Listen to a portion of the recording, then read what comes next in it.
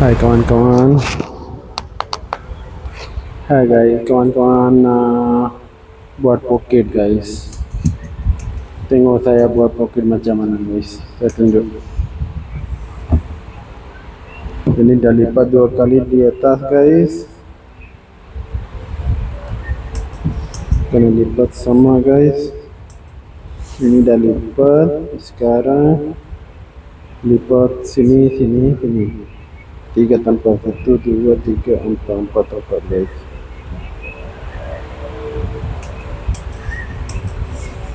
Sini pakai sabun didal dah habis guys.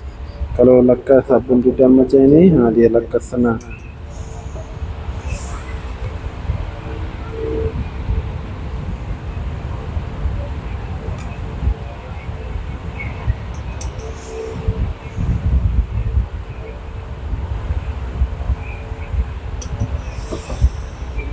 Ini dah gosok guys pocket. Tengok berapa kemas saya gosok.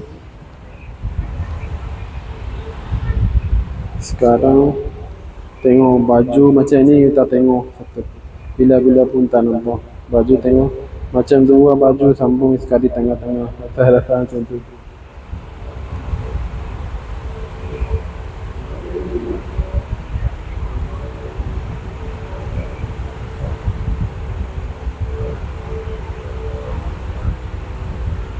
Tengok design, antique design guys, very antique design dia punya ni bagian depan. Sekarang mau tanda di pocket guys. Nak bubu di mana? Nak pocket bubu di sini guys. Kena ambil kapur, yang kena tutup guys.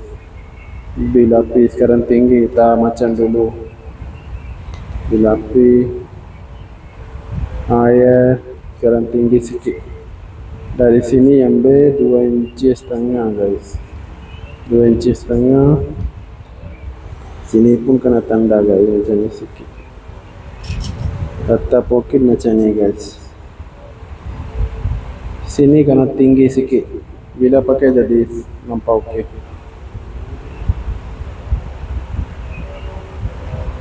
Sini kena buat tinggi sikit.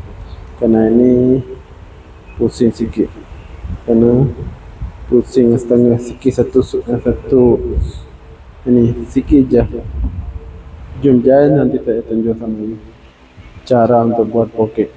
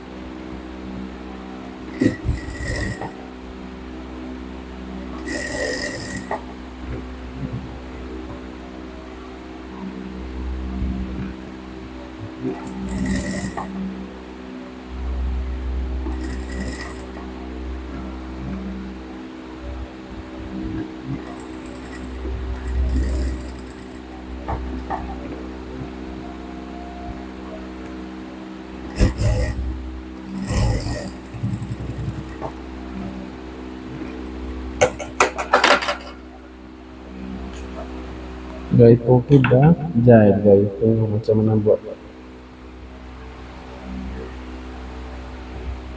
Ini baju very antique guys. Sini pun ada butang, sini pun ada butang lubang. Macam 2 baju buat 1, macam tu nampak. Pocket dah buat guys. Tengok.